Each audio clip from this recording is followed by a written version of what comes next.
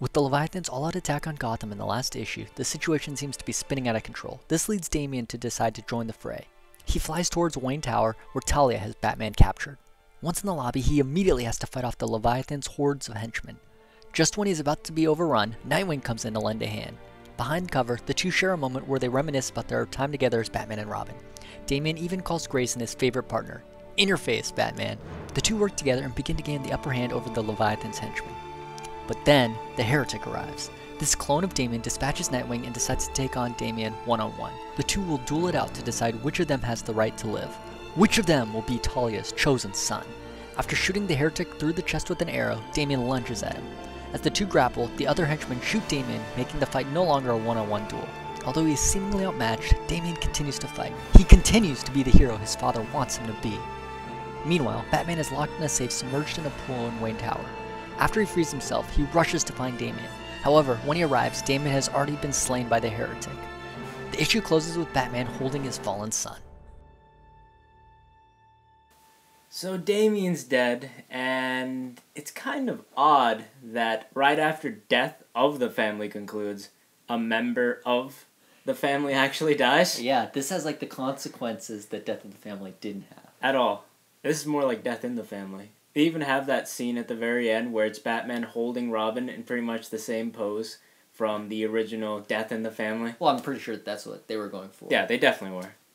Though everyone sort of saw this coming just because they've talked about it in Batman Incorporated before, and the cover, my god, they give it away so badly. Like, R.I.P. at the very bottom. Well, is he really dead? That's what I'm not entirely sure. I mean, first off, he's part of the Al Ghul family, so they got Lazarus pits all over the place. Yeah, that's true. Not only is he part of the Bat family, he's part of the Al Ghul family, so...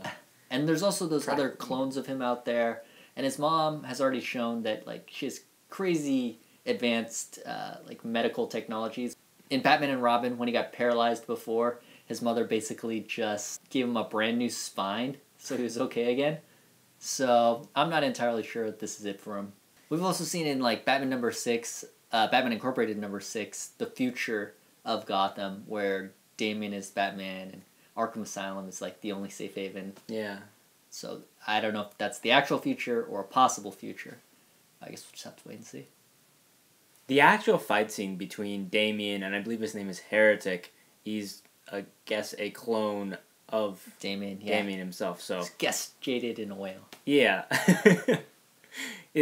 I thought that art page was very interesting because you don't see it in comics that much where it's so many panels in one page. They have, like, the entire fight just right there in one page. Just sort of, like, condense the fight. And it was a very dramatic fight. It was like Damian went out like a boss in that. Like, he took so many shots. And he would have won, except those henchmen were like shooting him from above, and he's like, cowards. They are cowards. So it was very tragic, but at the same time very heroic, which I think is a good way for him to go out. I found it interesting that, you know, Talia is orchestrating all of this. You know, she could have had this fight occur in such a manner that maybe someone else is there fighting Damian, but she has it be, you know, this Heretic who's also basically Damian himself. So I don't know if you want to read too much into it, but it's I find it very symbolic for Damian to die at his own hand, essentially. Well, I think more Talia isn't so much trying to punish Damian anymore because Damian has already clearly chosen Batman. Mm-hmm. I think now she's trying to punish Bruce because she wanted to make this like super family where it'd be her, Bruce, and their son ruling the world together. And when Batman said no to that, this is her way of, I think, punishing him by destroying his city, taking away.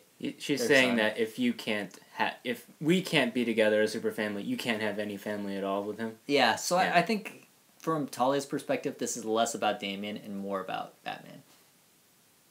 Another part of this issue that I really liked was if Damian was going to die in this issue, he also kind of got to have his last moment with Nightwing, where he's like, we were the best together, which was a nice way of Grant Morrison kind of referencing his past work on Batman and Robin when Bruce Wayne was, well, presumed dead, but actually lost in time. And it was Dick Grayson and Damian teaming up to be Batman and Robin. And I kind of like how, you know, they were cool with each other right at the end. Yeah, they even say, you know, we should have done this more often. and they really do have a lot of chemistry. So it's kind of unfortunate you don't see them team up as often. What do you think Batman's response is going to be now that he comes down? He's holding Damian, and basically everything's going to shit around him, and they have to go from here somewhere. I think this could actually be something that will potentially push Batman over the edge, not just in Batman Incorporated, but all the Batman titles. I mean, because not only is he losing another Robin, but he's also losing basically a son. Mm-hmm. So maybe this could make him a little bit darker and a little bit more savage. You bring up the point of this maybe affecting other titles, and I'm not sure if that's going to happen because they chose to do this only in Batman Incorporated. Well, that's because this is Grant Morrison created Damian Wayne, so I think it's only fair that he gets to end it. It's not. He's not going to let Scott Snyder. He's not going to let Scott Snyder, but it's not like they're doing it in some type of event or anything. So it seems to me. Well, I do think the quest to find like a new Robin will take place in Batman. They kind of had that filler issue in between Court of Owls and the beginning of Death of the Family where he met Harper Row and she was that like. I actually liked her. I think if she gets the Dawn, I think there's a good chance that she'll be the next Robin. Yeah. I think kind of the cool thing about Harper Row is she's very different from Damian. Damian was like arguably the most prepared to be a Robin. He had the most training, like the best killer instinct. Like he was born for this. Whereas Harper Row might be the opposite. She's arguably the least prepared coming in. Mm-hmm. And I think what she'll bring to Batman, what she'll need, is she's kind of pure and innocent, whereas he's... Everyone in the family is kind of jaded. Yeah, everyone is incredibly jaded. So as a grade for Batman Incorporated number 9, what would you give it? I'd give it a 3 out of 5 because I went into it expecting Damian to die, and I mean it delivered on that, but besides that one page where the fight happened in a very condensed manner, most of the rest of the issue I felt was very mediocre.